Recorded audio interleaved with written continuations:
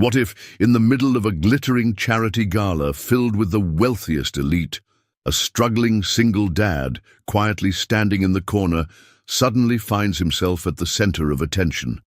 When a billionaire's daughter runs across the room, throws her arms around him and calls him Daddy, though they've never met before, a single moment, a mysterious connection, and a story about how kindness and unexpected love can rebuild even the most broken hearts. Stay with me as we unravel a heartfelt tale of second chances, healing, and the family we choose. If stories like this touch something deep inside you, stories about ordinary people, quiet miracles, and love that transforms, don't forget to subscribe and join me. There are many more inspiring journeys waiting just around the corner. Now, let's begin. Jack Mercer wiped the grease from his hands with a worn-out rag, the kind that had seen too many long days under too many hoods. The air inside the garage smelled like motor oil and old rubber, familiar and grounding. Outside, the town of Willow Creek moved at its usual quiet pace. Shops closing early, church bells chiming faintly in the distance, kids riding bicycles down cracked sidewalks. Life here was predictable, sometimes too predictable. He glanced at the clock, 6:45 p.m. Time to close up. Ellie, his 8-year-old daughter, would be waiting for him at home, likely nose-deep in one of her library books, wearing that focused expression he adored. Jack allowed himself a small smile. Ellie was his reason, his anchor in a life that hadn't always been kind. The bell above the garage door jingled. Jack turned to see a man in a sharp suit, clearly out of place among the oil stains and rusty parts. The man approached, a polite but distant smile on his face. "Mr. Mercer?" he asked. Jack nodded cautiously, folding the rag over his palm. "That's me."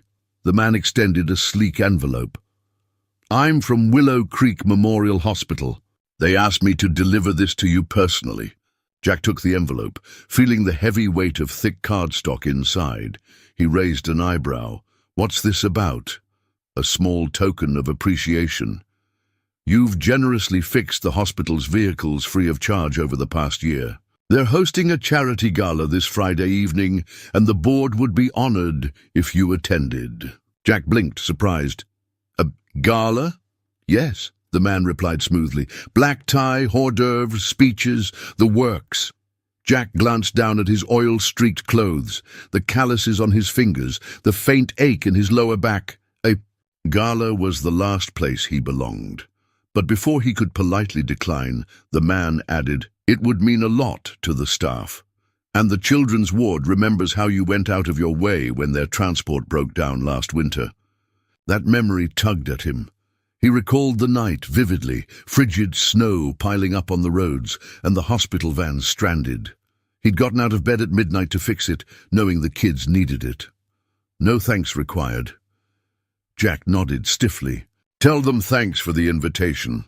The man smiled and turned to leave. The bell chimed again, and Jack was left standing with the envelope heavy in his hand. That night, after dinner, Jack sat at the kitchen table, the invitation unopened in front of him. Ellie was at the sink, carefully drying dishes, humming a tune she'd picked up at school. She glanced over and tilted her head. "What's that, Daddy?" Jack sighed, rubbing his temple. "Some fancy event the hospital's throwing. They want me to come." Ellie's eyes brightened. "A party? Are you going to go?" He shook his head.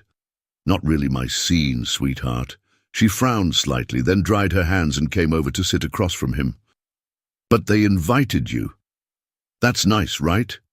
Jack met her gaze, the same steady brown eyes as her mother's, and felt a twinge.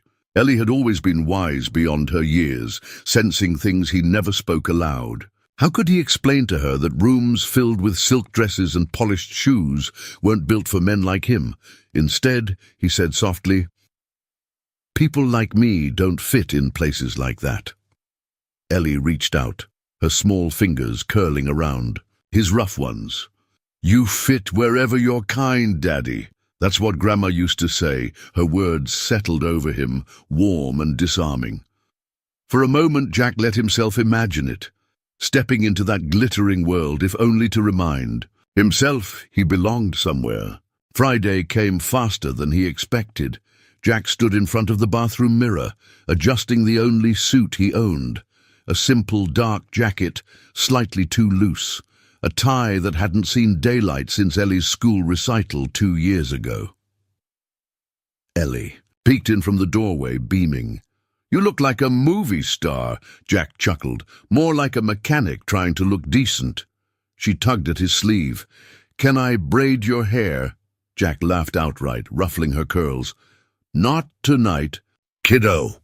As he grabbed his keys, Ellie surprised him by slipping something into his jacket pocket, a tiny, crumpled paper crane. "For luck," she whispered. Jack swallowed past the lump in his throat, giving her a quick hug.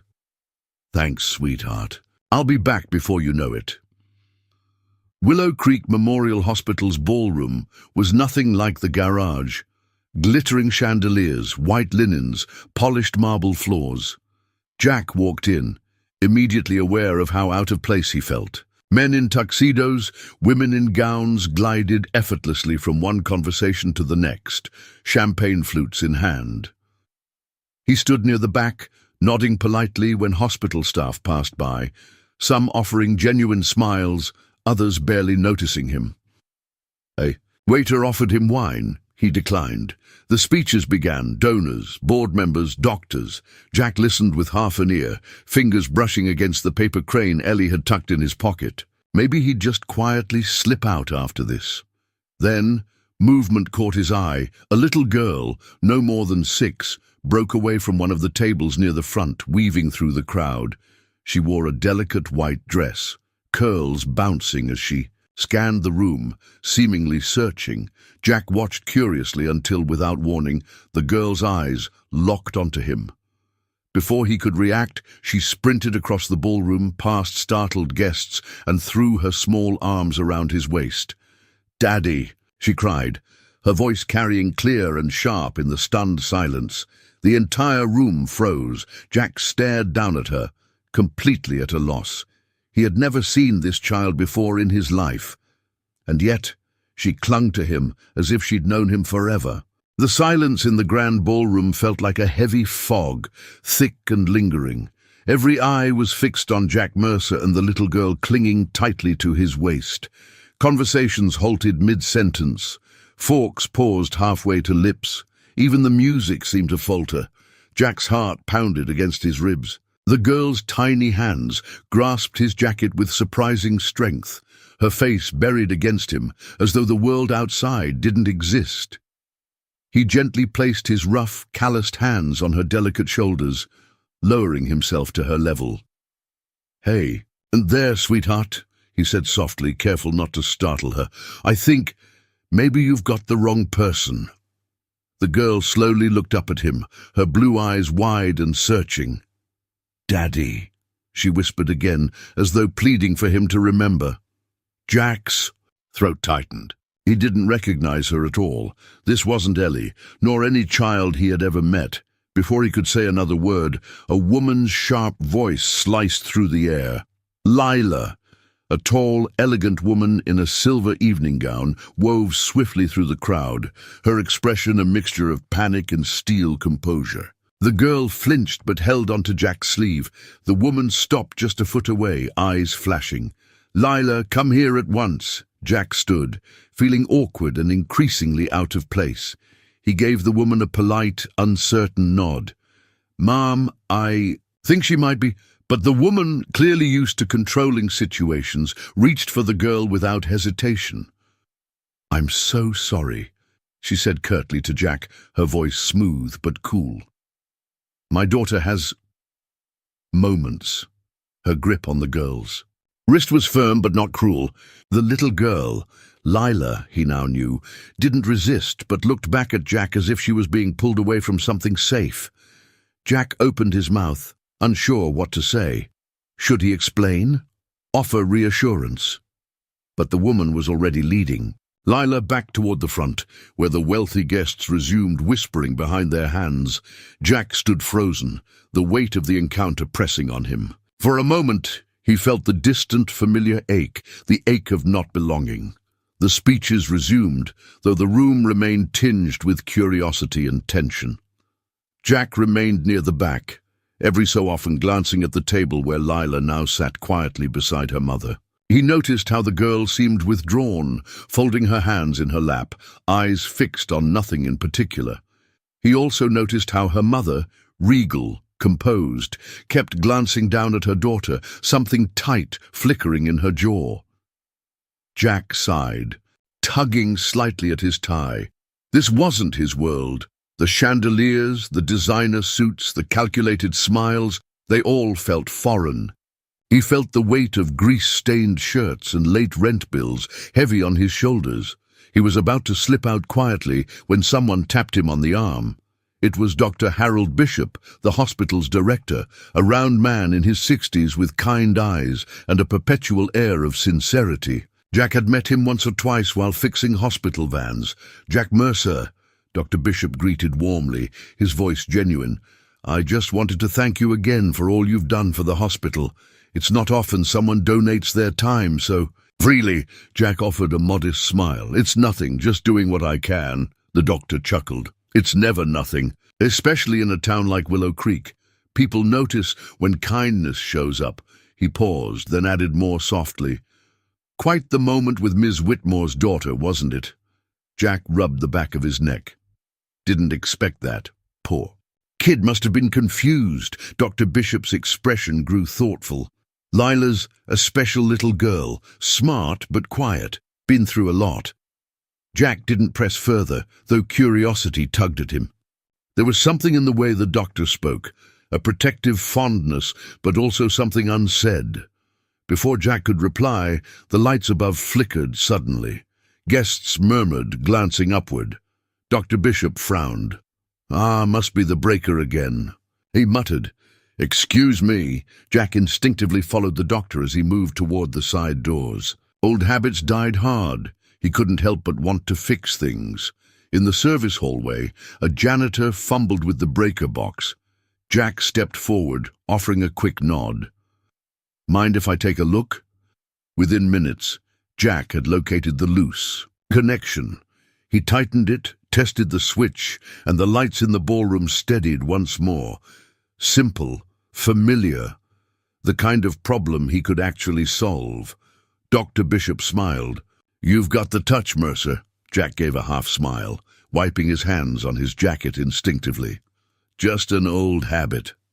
As they re-entered the ballroom, Jack caught sight of Lila again. Her gaze flickered to him briefly, tentative, almost hopeful, before her mother spoke quietly to her, redirecting her attention. Jack exhaled slowly. Later that night, back home, Jack tucked Ellie into bed. She yawned, eyes heavy with sleep but curious. "How was the fancy party, Daddy?" Jack thought about the glittering lights, the whispered stares, the elegant woman whose daughter had looked at him like he was her entire world.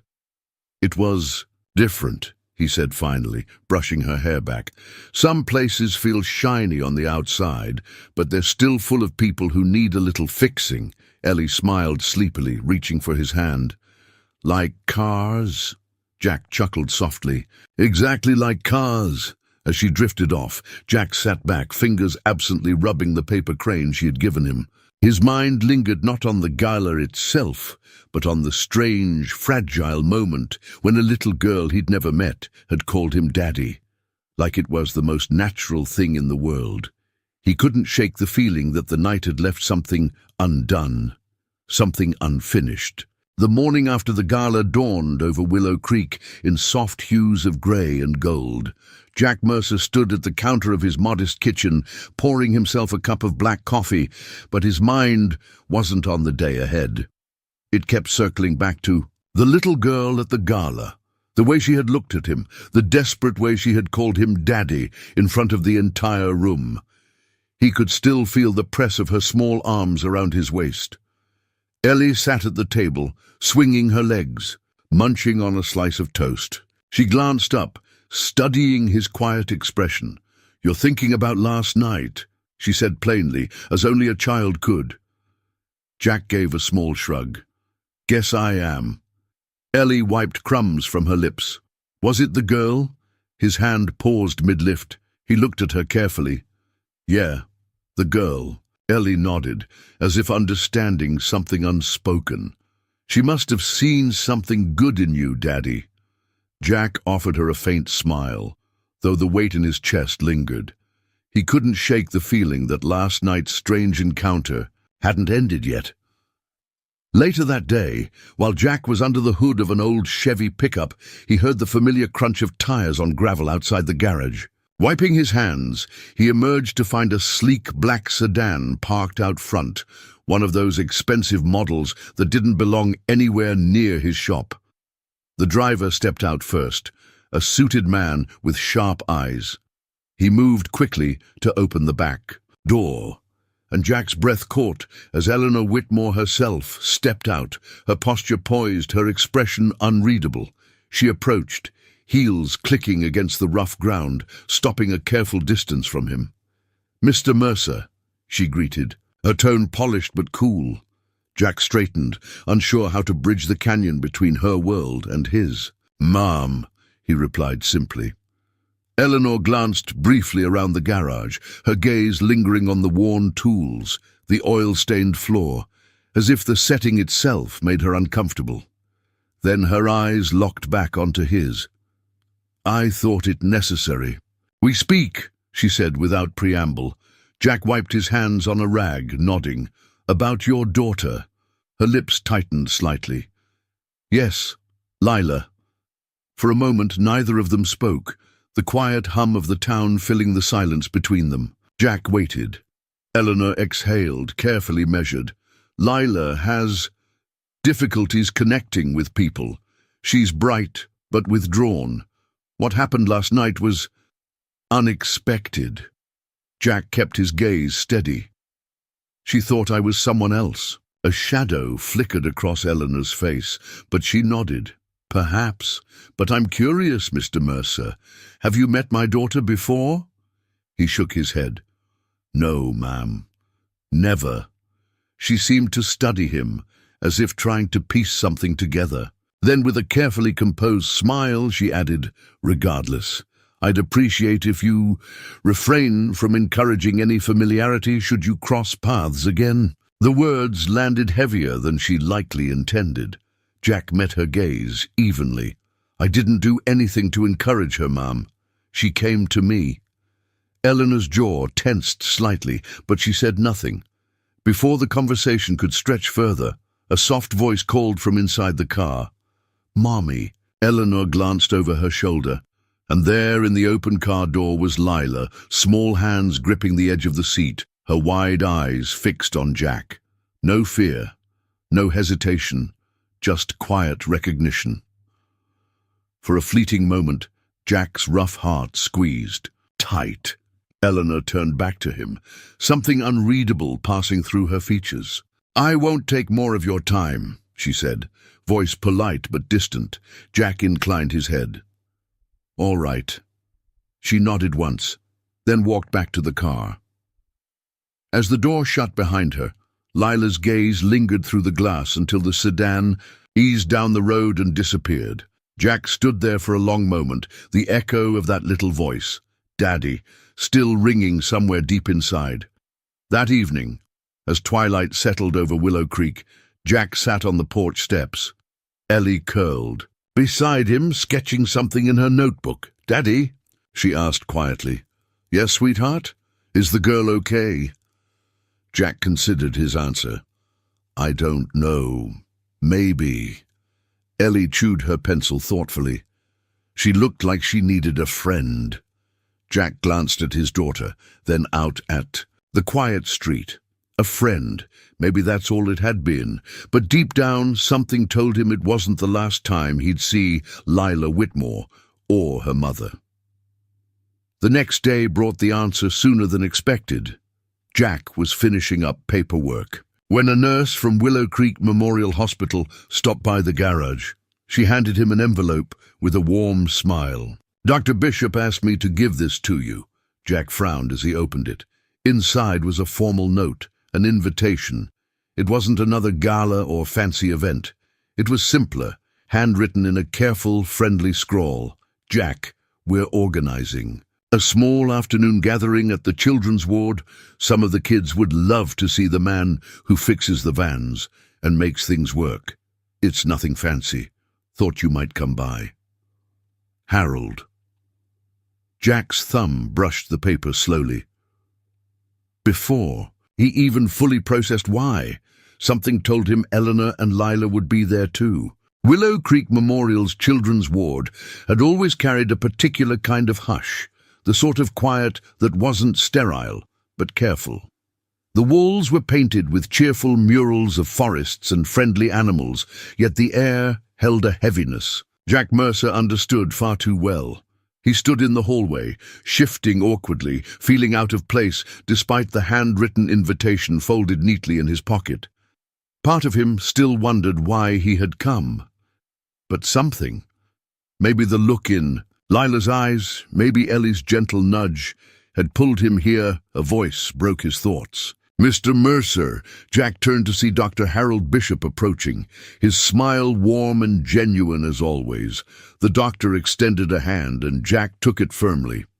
Glad you could make it, Bishop said, glancing around the ward. The kids have been excited. Not every day they meet a man who can fix anything. Jack chuckled softly. I'm better with engines than people, Doc. Bishop patted his shoulder. You might be surprised. Before Jack could reply, the doctor motioned down the hallway. They're in the rec room, and Ms. Whitmore is here too. Jack's chest tightened just slightly. He nodded, masking the flicker of tension. The rec room was bright, sunlight streaming through large windows. A few kids sat in small groups, some coloring, some quietly playing games. Nurses moved gently among them. Near one window stood Eleanor Whitmore, poised as ever, her silver-grey blouse crisp, her expression composed. Beside her sat Lila, legs swinging gently beneath her chair, a book open on her lap but untouched. Jack hesitated at the doorway. Then, as if sensing him, Lila's gaze lifted. Their eyes met. Her face didn't change, no wide smile or gasp, but something softened, the kind of recognition that spoke without words. Before he knew it, Jack found himself walking toward them. Eleanor turned, her face carefully neutral. Mr. Mercer, she greeted, polite but guarded. Ma'am, Jack replied simply, nodding at Lila. Hi there. Lila didn't speak, but slowly she slid off her chair and took a step toward him. Then another. She reached into her pocket, pulling out a small, crumpled piece of paper, a folded paper crane. She held it out to him silently. Jack's chest tightened. He knelt, taking the delicate shape gently from her hands. His rough fingers brushed against hers. Thank you, he murmured, voice soft. Eleanor watched. Something flickering across her face, something close to bewilderment, perhaps even unease. She makes them often, she said quietly, almost as if explaining herself. Folds them when she's unsettled. Jack glanced up, meeting her eyes. Seems like she gives them to people she trusts. Eleanor's lips pressed into a faint line, unreadable. Over the next hour, Jack stayed near the kids, showing a few of them simple tricks with old bolts and screws. How to piece parts together like puzzles. The children watched intently, their faces lighting up when he made a toy car roll with just a twist of his wrist. From across the room, Eleanor observed. She didn't participate, but her eyes rarely left Jack or Lila, who hovered closer and closer to where he worked. Eventually, Jack felt her approach. You're good with them, she said softly, folding her arms. Jack glanced sideways. Kids don't expect much. They just need someone to show up. There was no judgment in his tone, but he noticed the way Eleanor's shoulders tensed slightly, as though the words had landed somewhere deeper. She hesitated, then spoke quieter. Lila doesn't warm up easily. She's particular. Jack gave a small nod. Seems like she sees something familiar. Eleanor's gaze flickered toward Lila, who sat now beside Ellie at a table, both girls focused, intently on lining up crayons by color. "I don't know why she called you what she did," Eleanor admitted, voice taut but controlled. "I'm not sure she does either." Jack's eyes met hers. Maybe sometimes kids recognize kindness before adults do. For a heartbeat, neither spoke. The soft hum of the room filled the silence. Then, as if catching herself, Eleanor straightened, smoothing invisible creases in her sleeve. "Thank you for coming today." Jack read the subtle dismissal. He nodded, standing back. But before he could leave, Lila's voice, small but steady, floated across the room. "Daddy." It wasn't a cry this time, just a quiet murmur, almost questioning, almost hopeful. Eleanor's breath hitched audibly. Jack's heart clenched. Slowly, he crouched beside Lila, choosing his words carefully. "I'm Jack," he said gently. "But I can be your friend. Would that be okay?" Lila's blue eyes held his. She nodded. Eleanor stood motionless, her carefully constructed walls showing faint cracks. As Jack left the hospital that afternoon, the sunlight felt warmer on his shoulders. Something had shifted, small, almost imperceptible, but real. Maybe. It wasn't the last time he'd crossed paths with Eleanor Whitmore and her quiet daughter, and maybe, just maybe, some things didn't need fixing. They just needed a little patience. The following days unfolded with quiet regularity in Willow Creek, but for Jack Mercer, something had shifted beneath the routine. Each morning he opened the garage, checked engines, rotated tires, everything familiar. Yet, somewhere in the back of his mind, he couldn't shake the image of Lila Whitmore's small hand offering him a paper crane, nor the way she had softly murmured, "Daddy," with eyes full of something neither confusion nor fantasy, but recognition. Jack didn't pretend to understand it, but he knew one thing for certain. When a child reached out, you didn't turn away. It was Thursday afternoon when the unexpected happened. Jack was underneath a rusted Ford, wrench in hand, when he heard the crunch of tires again. The sound no mechanic ignores. He slid out from under the chassis, wiping his brow, only to see the sleek black sedan once more pulling into his lot. And stepping out, impeccably dressed, was Eleanor Whitmore. Jack stood slowly, brushing his hands on his coveralls. He half expected her to offer a terse nod, drop a polite request, and retreat quickly as she had before.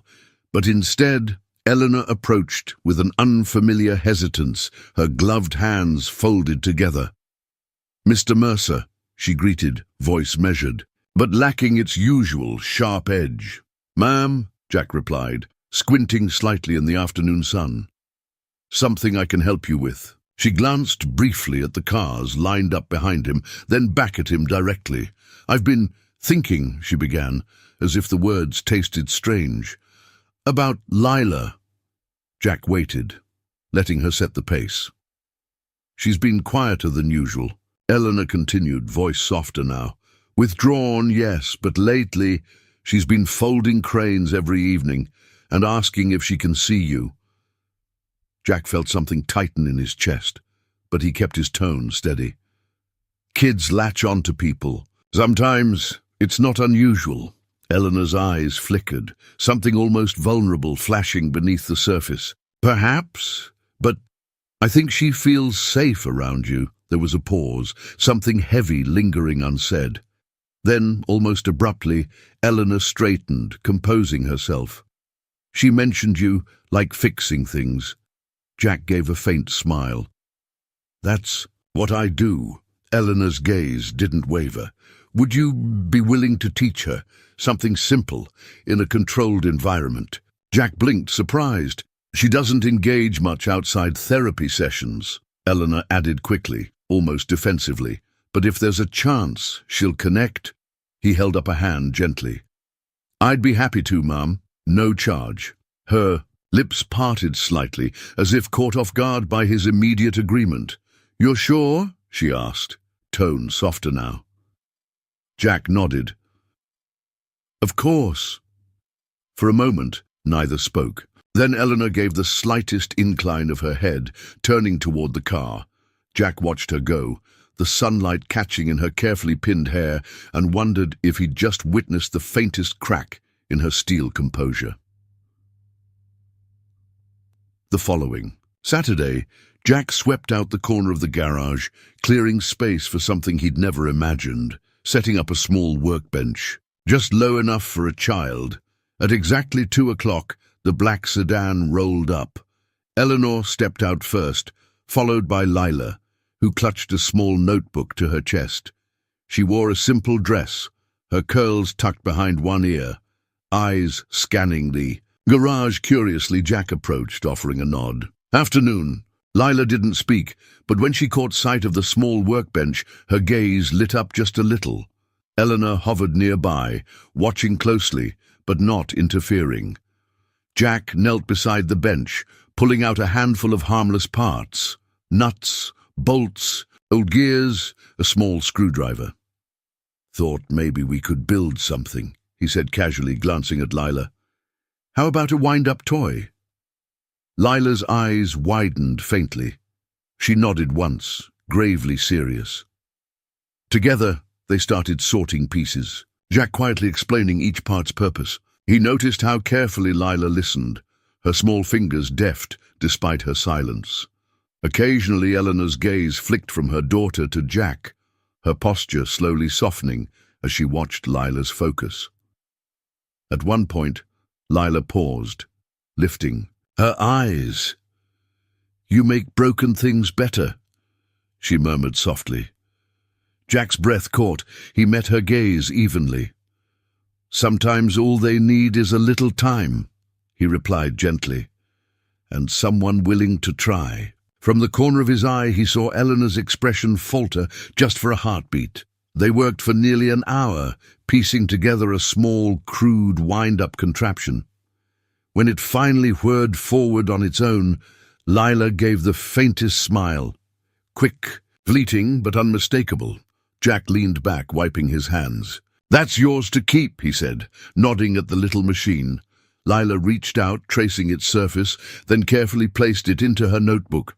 Eleanor approached slowly, her voice quieter than usual. "Thank you, Mr. Mercer." Jack stood, dusting off his hands. "It's nothing," but before Eleanor could reply, Lila spoke, her voice deliberate. "Can I come again?" Jack's heart squeezed. He glanced at Eleanor, who hesitated. Then, after a moment, gave a small nod. "Of course," Jack said softly. "Any time." As the sedan pulled away, Jack stood in the quiet garage, watching the dust settle. It wasn't just nuts and bolts he'd been piecing together today. Something else had begun to take shape. Fragile, tentative, but real. The following week passed with a rhythm Jack hadn't expected. Every couple of days, Eleanor Whitmore's black sedan would pull up quietly outside the garage, always at the same hour. And each time, Lila would step out, her notebook clutched tightly, her eyes scanning for Jack even before Eleanor had fully exited the car. Jack welcomed them wordlessly, setting up simple projects for Lila. Nothing complicated, just enough to keep her hands busy and her mind engaged. It amazed him how quickly she absorbed every detail, how calm she seemed when focused on the task at hand. What surprised him more, though, was how often Eleanor stayed. At first, she'd linger near the doorway, arms crossed, watching with that familiar distance. But slowly, the lines around her eyes softened. She no longer checked her phone or stole glances at her watch. Instead, she started observing her daughter, noticing the concentration on Lila's face, the rare flickers of curiosity, even joy. Jack caught these moments, careful never to comment, never to intrude. But one afternoon, as the autumn sun dipped low and painted long shadows across the garage floor, Eleanor did something unexpected. She stayed after Lila had wandered off to show Ellie, the girls fast becoming inseparable, her latest creation. Jack wiped his hands, glancing up as Eleanor approached hesitantly, the crisp lines of her blouse catching the fading light. "Thank you," she said simply, her voice quieter than usual. Jack offered a nod. "She's sharp." "Picks. Things up fast." Eleanor's gaze lingered on the table where bolts and gears lay scattered. "She never really connects with other children or adults." She paused, voice dipping. "Except you." Jack leaned back slightly, studying her carefully. "Sometimes kids don't need perfect people. They just need someone who shows up." Eleanor's lips curved faintly, though it didn't quite reach her eyes. For a moment the garage hummed with the sound of distant traffic, the low whistle, of wind slipping through the open door. Then to his surprise, she spoke again. "My husband died when Lila was 2, she said softly, gaze fixed somewhere beyond him. "He was brilliant, ambitious, but always moving, always away." Jack didn't interrupt. "I spent years believing if I kept everything controlled, efficient, nothing else would fall apart," she continued, voice steady but tight. "And yet somehow I still ended up here, with a daughter who barely speaks and a life that feels like it's missing something." Her eyes flicked back to Jack, as if realizing she'd revealed more than intended.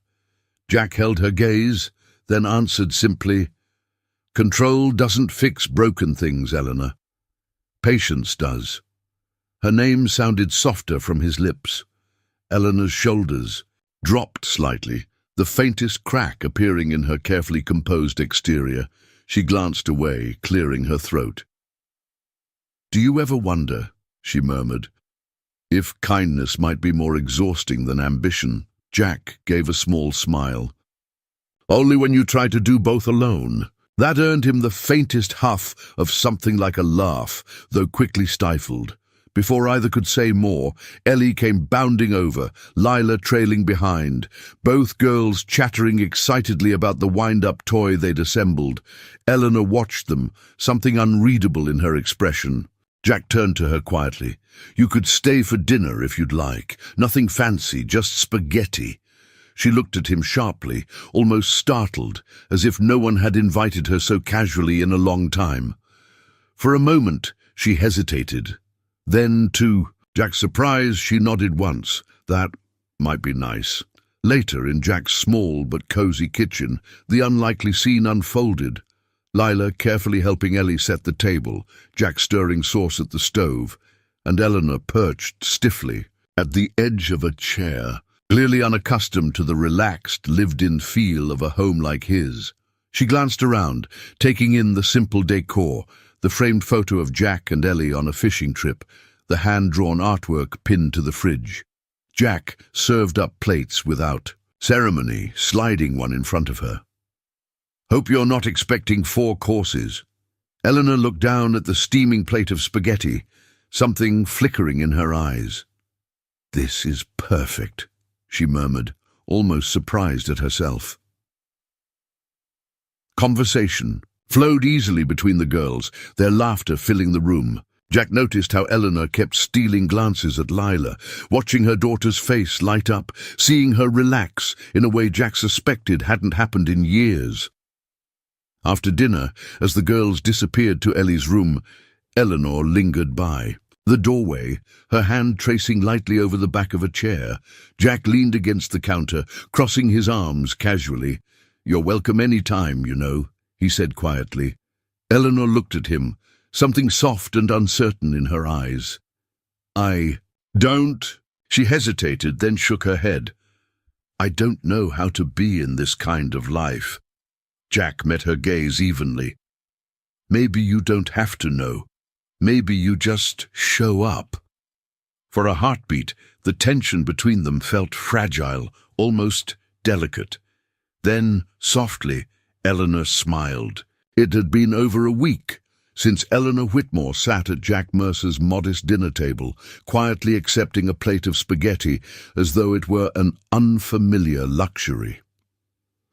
And something had shifted since that night.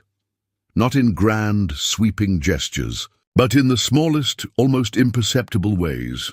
The black sedan still arrived at Jack's garage on schedule, but Eleanor no longer lingered near the door or watched from afar. Instead, she often stepped inside, leaning casually against the workbench, her sharp edges softening as she watched Jack guide Lila's small hands through another mechanical puzzle. Sometimes she even laughed, a short, unguarded sound that seemed to surprise her as much as anyone else. Today was one of those days. It was late afternoon when Jack wiped his hands clean and glanced toward the small table where Ellie and Lila sat cross-legged, a pile of crayons and paper between them. Lila, who weeks ago had barely uttered a word, was now pointing animatedly at a drawing, a simple picture of 4 stick figures holding hands beneath a tree. Ellie grinned. "That's me," she said, tapping one of the figures. "And that's you. Who's that?" Lila's finger hovered over the tallest figure. She looked up, her gaze flicking to Jack before quietly murmuring, "Daddy." Jack's chest tightened. Eleanor, who had been standing nearby, stiffened slightly, but she said nothing. Instead, she watched as Lila added one more figure, a woman with a triangle dress and curly hair. Ellie glanced at her curiously. "Is that your mom?" Lila nodded solemnly. Jack exchanged a glance with Eleanor, who seemed caught between emotion and uncertainty. He stepped forward, clearing his throat. "Looks like a good picture, girls." Lila looked up at him, her expression open, unguarded. "We're a team," she said simply. Jack smiled softly. "Yeah, we are." Later, as the girls disappeared into the yard to chase the late autumn sun, Eleanor lingered by the door, her arms folded but relaxed. Jack stood beside her, wiping grease from his fingers. "She's different here," she said quietly, almost to herself. "Lighter." Jack nodded. "She doesn't feel like she has to be perfect." Eleanor glanced sideways at him, a faint, wistful smile tugging at her lips. "I've spent so much of her life trying to shield her from everything." Jack studied her profile, the tight line of her jaw, the faint crease between her brows. "You've been holding the world together for her," he said gently. "Sometimes you just need someone to hold a little of it with you." Her eyes flicked toward him, guarded but softening. After a pause, she spoke carefully. "Lila's birthday is next week." Jack raised an eyebrow. "Big plans?" She exhaled, shaking her head. "Usually just the 2 of us. Small, quiet." There was a beat of silence before she added, almost hesitantly, "But I think she might like it if you and Ellie came." Jack felt something warm settle in his chest. "We'd be honored." That Saturday, Jack found himself standing outside a grand house on the edge of town, Ellie's hand in his, both of them staring up at the sprawling estate that belonged to Eleanor Whitmore. It was the kind of place that didn't fit into Jack's world. Gates, manicured lawns, large glass windows reflecting the sky. But somehow, standing here now, it didn't feel as intimidating as it once might have. The door opened, and there was Lila, her curls bouncing, her face bright in a way that had nothing to do with wealth and everything to do with something simpler. Behind her, Eleanor appeared, not in her usual sharp suits, but a soft sweater and jeans. She looked almost ordinary, almost at ease. "Come in," she greeted, her voice carrying something warmer than politeness. Inside, the atmosphere was surprisingly relaxed. No grand decorations, no servers or formalities, just a simple cake, a table set for 4, and a few scattered presents. Lila led Ellie straight to the living room, leaving Jack and Eleanor in a moment of quiet. "You didn't have to invite us," Jack said softly. Eleanor glanced at him, something unreadable in her expression. "I wanted to." She hesitated, then added, her voice quieter. "Lila's been folding less cranes lately." Jack smiled gently. "Maybe she's starting to feel like things aren't so fragile anymore." Eleanor gave a soft, almost breathless laugh. "Maybe." After the cake, The girls ran outside to explore the garden, their laughter ringing through the autumn air. Jack found himself standing beside Eleanor near the window, watching them. "She's lucky to have you," Jack said quietly. Eleanor turned to him, eyes searching. "I don't know if I've done enough." He met her gaze steadily. "You've done everything you could." There was a pause, a charged, unspoken understanding passing between them. Then, without thinking, Eleanor asked, "Do you ever miss having someone to lean on?" Jack's jaw tightened slightly, but he didn't shy away. "Every day." Their eyes held, neither moving, as if both realizing how unfamiliar yet comforting this moment felt. But before anything else could be said, Ellie's voice called from outside, breaking the spell. Jack smiled faintly, stepping back. "Guess the kids keep us grounded." Eleanor nodded, her smile soft, eyes lingering longer this time. As the sun dipped behind the hills, casting the estate in golden light, Jack knew something had shifted again. Not a grand gesture, but a bridge quietly forming between two people who had spent too long standing alone. Monday morning arrived with a sharpness Jack hadn't expected. Autumn winds swept through Willow Creek, rattling signs, tugging at tree branches, unsettling, like something shifting beneath the surface. Jack was tightening lug nuts on an old pickup when he noticed the unusual number of glances thrown his way. Customers lingered longer, whispered just out of earshot. A few even stole glances toward his office window, then back down the street. He wiped his hands, squinting at the gathering tension in the air. It wasn't until Ellie burst through the garage doors after school, face flushed and eyes wide, that he learned why. "Daddy!" she panted, holding up a folded newspaper. "You're in here!"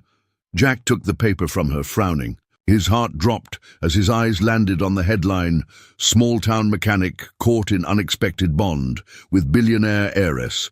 What's the real story behind Whitmore's mysterious friend?" Below, it was a grainy photograph. Jack, standing outside. His garage, Lila beside him, her hand tucked quietly into his, Eleanor Whitmore visible in the background. Jack swallowed hard, his jaw tightening. "Where'd you get this?" he asked gently. Though he already knew, Ellie shuffled nervously. "Some of the other kids at school. Their parents saw it. They're saying stuff." Jack folded the paper, forcing a calm he didn't feel. "It's nothing, sweetheart, just people talking." But his mind raced. Who had leaked the story? How had the press even caught wind of something so personal, so fragile? That afternoon, the answer came. A sleek black sedan pulled up outside, but there was no usual sense of quiet calm. Eleanor stepped out stiffly, sunglasses shielding her eyes, posture sharper than it had been in weeks. Jack wiped his hands, meeting her at the edge of the driveway. She didn't waste time. "Someone at the gala," she said tersely, voice clipped. "Likely one of the donors. The media's been circling since Friday." Her eyes flicked to the folded paper Jack still held. "My office has been fielding calls all morning." Jack's jaw worked, but he stayed quiet. Eleanor's tone softened, but the steel remained. "They're speculating about us, about Lila." She hesitated, something close to guilt flickering in her expression. "I didn't mean for this to happen," she admitted, voice quieter now. "You've been kind, Jack, more than I ever expected, but—" She swallowed hard, the next words brittle. "This is my world." Jack felt the weight of it. The carefully curated life she lived, the expectations she bore. And now, his quiet little garage and Ellie's simple world had been dragged under a spotlight neither of them asked for. He nodded slowly. "I get it." But deep down, something twisted in his chest. Before he could say more, Eleanor added almost too carefully, "It might be best if we give things space." Jack met her eyes, seeing the flicker of something vulnerable beneath the control. But he knew better than to press. Instead, he nodded again. "Whatever's best for Lila." For a moment, neither of them moved. Then, without another word, Eleanor turned back to the car and drove away. That night, Jack sat on the porch steps, Ellie curled beside him, her head resting against his arm. "Is she not coming anymore?" Ellie asked softly. Jack stared out at the darkened street, feeling the ache settle deep in his bones. "I don't know," he admitted. Ellie was quiet for a long time, then whispered, "She seemed happy here." Jack swallowed past the lump in his throat. Sometimes grown-ups get scared of happy. Days passed, the garage felt quieter. Customers still came, but Jack caught more than a few sidelong glances, overheard murmurs he pretended not to notice. The paper's headline lingered longer than it should have in a small town like Willow Creek. He tried to push it aside. Focused on the work, on Ellie's school projects, on the rhythm that used to anchor him. But every afternoon, when the clock ticked past 2, his eyes flicked instinctively toward the road. And every day, the black sedan didn't appear. Friday morning brought another blow. The garage's landlord stopped by, a man Jack had dealt with for years, friendly enough but not immune to pressure. He shifted uncomfortably as he handed Jack an envelope. "Just thought you should know," the man said gruffly. "Some investors in town are sniffing around. There's talk of redevelopment. Might be hard to keep this place open much longer." Jack felt his stomach drop. He nodded, jaw tight. "Thanks for the heads up." That evening, after locking up, Jack drove Ellie out past the town limits toward the hills, where the lights faded and the sky stretched wide and dark. They parked by the old overlook, stars beginning to blink overhead. Ellie climbed up onto the hood of the truck, hugging her knees. "Is everything gonna change, Daddy?"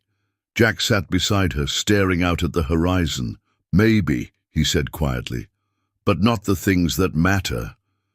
She looked at him, small and trusting. "Like us?"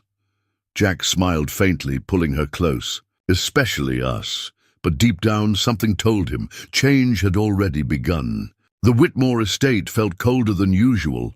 Eleanor stood in her home office, tall windows stretching to the ceiling, but the light outside seemed distant, dull.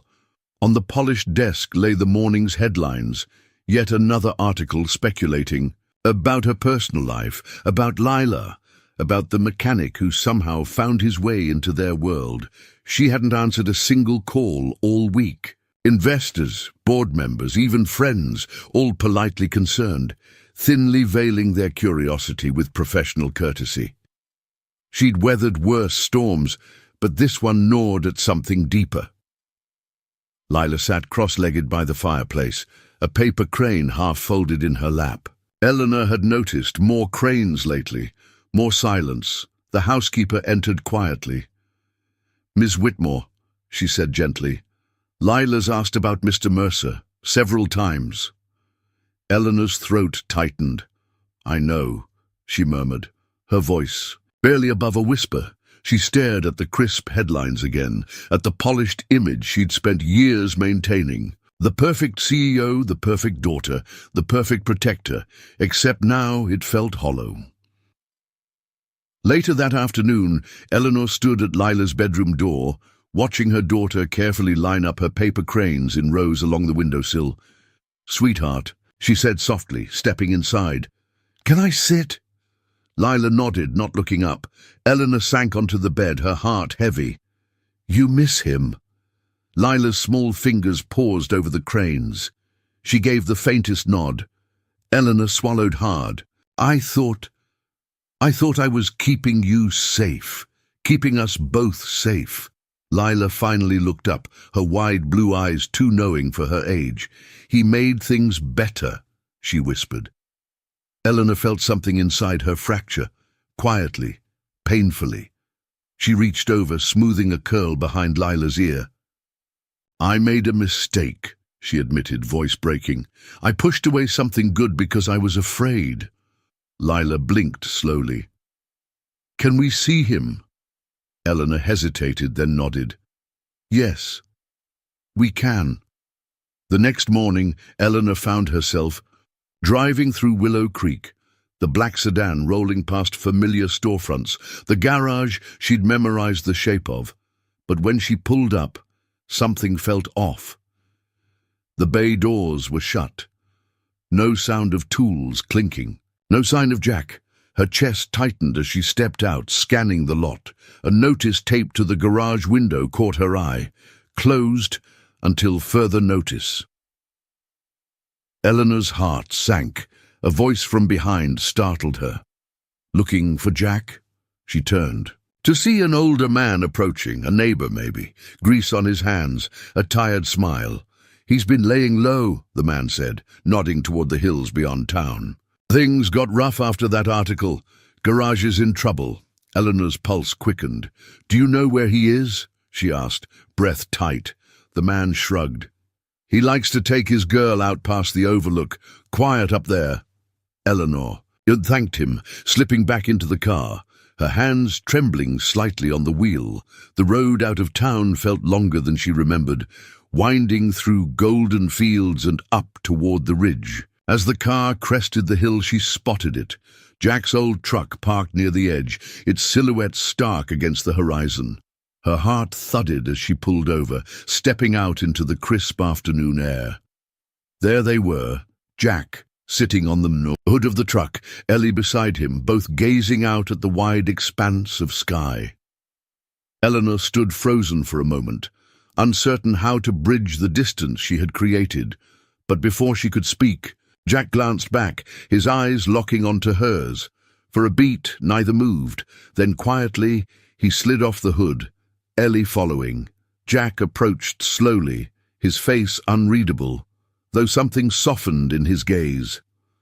Eleanor swallowed hard, her voice catching as she spoke. I shouldn't have left things the way I did. Jack said nothing, waiting. Eleanor forced herself to meet his eyes, no longer hiding. I thought I had to control everything. Protect Lila from the mess. But I forgot that sometimes protection feels like distance. Her voice faltered, but she pushed forward. She misses you. So do I. The words hung between them, fragile and raw. Jack's jaw worked silently before he spoke. We were doing just fine, Eleanor. You didn't have to fix it. Eleanor's eyes shimmered. Maybe I'm the one who needed fixing. Ellie tugged gently at Jack's sleeve, glancing up at him, then back at Eleanor. Slowly, Jack's shoulders eased. He glanced at his daughter, then back at Eleanor. We've still got some spaghetti left over, he said quietly. For the first time in days, Eleanor smiled, a real smile, tentative but honest. I'd like that, she whispered. Jack nodded, a small tilt of his head like an unspoken bridge finally rebuilt. Lila appeared at the edge of the hill, her small frame silhouetted against the sky. When she spotted Jack and Ellie, she broke into a run, curls flying, her arms wide. Daddy! She called, her voice clear, unburdened. Eleanor watched as Jack knelt to catch her, her heart filling with something she hadn't allowed herself to feel in years. Maybe this wasn't about perfect worlds or spotless reputations. Maybe it was about showing up, cracks and all. The days after that afternoon on the Overlook unfolded differently. It wasn't sudden, like a door flung open, but gradual, like sunlight slowly thawing something frozen for too long. For the first time in years, Eleanor Whitmore found herself navigating life without the armor she'd so carefully constructed. Jack didn't press her when she and Lila came by the garage again. He didn't need to. They fell back into the rhythm they'd built, but this time something unspoken had shifted. The tension, the distance, was gone. One crisp Saturday morning, Eleanor stood outside Jack's garage, watching as Lila and Ellie crouched beside an old wagon, giggling as they figured out how to oil its rusty wheels. She breathed in deeply, the scent of grease, wood, and autumn leaves filling the air. The scene was simple, unpolished, and it felt right. Jack emerged from the garage, wiping his hands on a rag. He gave her a small nod. One of those quiet acknowledgements that carried far more weight than words. Eleanor hesitated, then spoke softly. "Would you like to have dinner with us tonight?" Jack quirked a brow. "Your place?" She nodded. Lila asked. He offered the faintest smile. Can't say no to her. That evening, Eleanor found herself in unfamiliar territory, not because of her grand estate, but because of the easy laughter echoing through it. Jack sat at the kitchen island, helping Lila stir something in a large bowl, while Ellie danced. Around setting the table, no staff, no rigid formalities, just a father, his daughter, and two people learning to lean into a life less carefully controlled. Eleanor stood by the counter, unsure for a moment how she fit in. Then Jack glanced over, catching her watching. "You're allowed to sit down, you know," he teased gently. A glint in his eye, she rolled hers but smiled despite herself, settling into the chair across from him. Dinner was simple, roast chicken, vegetables, and a cake Lila and Ellie had decorated together, slightly lopsided but perfect in its imperfection. Conversation flowed easily, laughter bubbling up naturally. Jack told stories about customers at the garage. Eleanor found herself laughing more freely than she had in years. Lila's smile lingered long after the dishes had been cleared away. Later, as the girls played in the living room, Eleanor walked Jack to the door. For a moment neither spoke. Then Jack glanced at her, voice low. "You've got a good thing here." She met his eyes, something stirring in her chest. "I think I was too busy trying to build a life," she murmured, to realize it had been here all along. The words hung between them, heavier than they seemed. Jack shifted, clearing his throat. "You don't have to do it alone, Eleanor." Her breath caught. It wasn't a declaration, it wasn't grand, but it was honest. She gave a small nod, her eyes warm. "I know."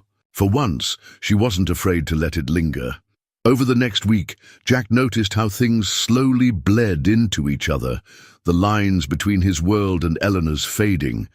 They took the girls to the county fair, watched Ellie teach Lila how to skip stones by the creek. They shared coffee after school pickups, no expectations, no pretenses. And with each day, Eleanor seemed lighter, shedding layers she'd worn for far too long. One afternoon, as Jack helped her carry a box of Lila's old toys down to the community center for donation, she paused on the front steps of her estate, glancing at him thoughtfully. "I used to think I needed to keep everything controlled," she admitted quietly. "The company, Lila's life, my own." Jack waited, letting her find her words. "But when things fell apart," she continued, voice softer now, "what scared me most wasn't losing control. It was realizing how empty that control felt." She glanced up, meeting his steady gaze. "You taught me something, Jack. That showing up matters more than holding it all together." Jack smiled faintly, brushing dust from his hands. "I just fix what's in front of me." She laughed, shaking her head. "You've done more than that." That evening, Jack sat on his porch. Ellie curled beside him, the quiet hum of Willow Creek settling around them. Ellie looked up, her eyes thoughtful. "Daddy?" "Yeah, sweetheart." She hesitated, then asked, "Are Miss Eleanor and Lila part of our family now?" Jack's chest tightened. He thought of Eleanor's smile, the way Lila's hand fit so easily in his. He gave a soft nod. "I think they are." Ellie beamed, resting her head against his arm. As the stars blinked to life above them, Jack realized something else. Family wasn't always about where you started. Sometimes it was about who stayed.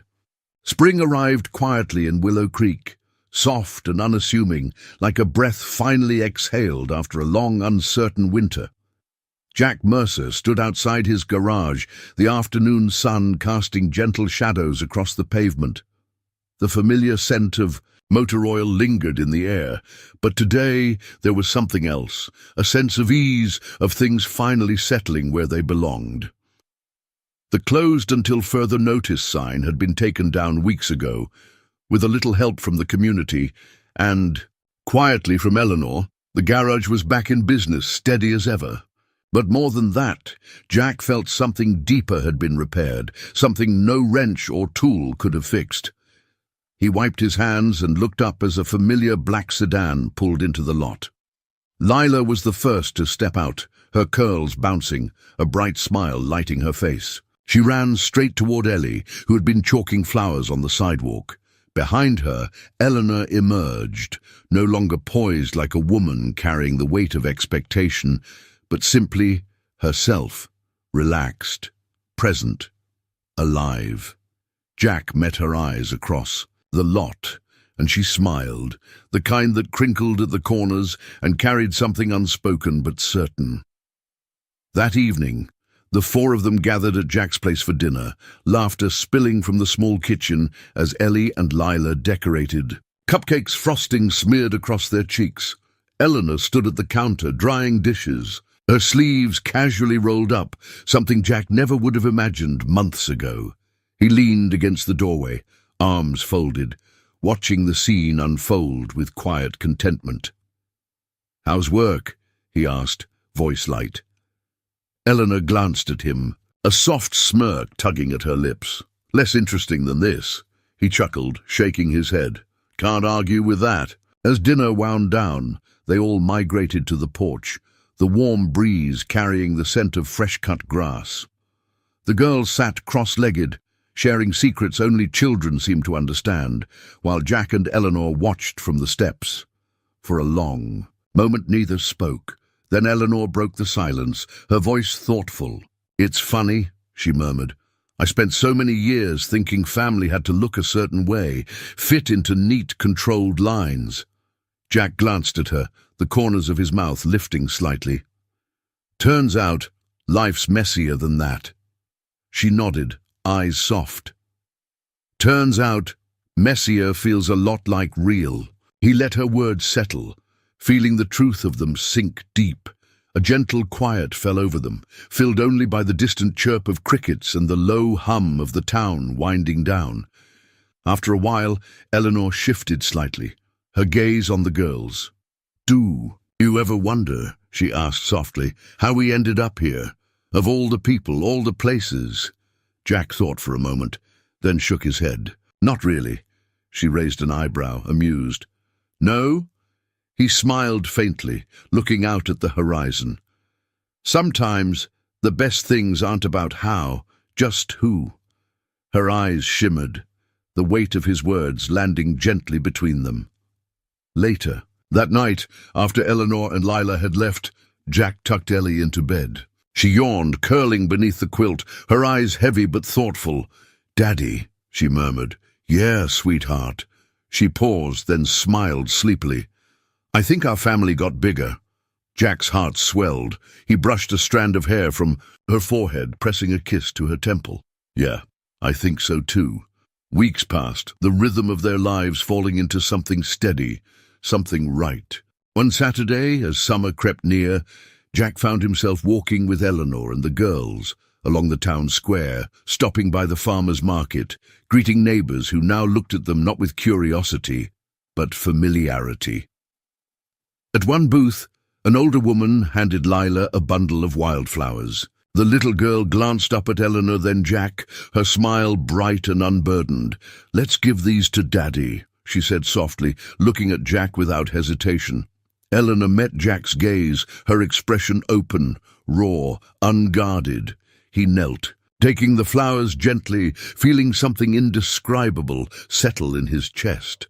It wasn't grand. It wasn't loud, but it was everything. That evening, as the sun dipped below the horizon, casting long golden light across Willow Creek, Jack stood on his porch, Eleanor beside him, the girls chasing fireflies across the yard. For a moment he let himself take it all in, the laughter, the warmth, the quiet strength of knowing he wasn't standing alone anymore. Eleanor slipped her hand into his, their fingers intertwining naturally.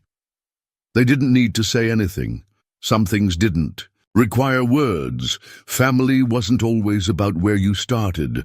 Sometimes it was about who chose to stay. And in that moment, beneath the soft glow of the setting sun, Jack knew he had everything he'd ever need.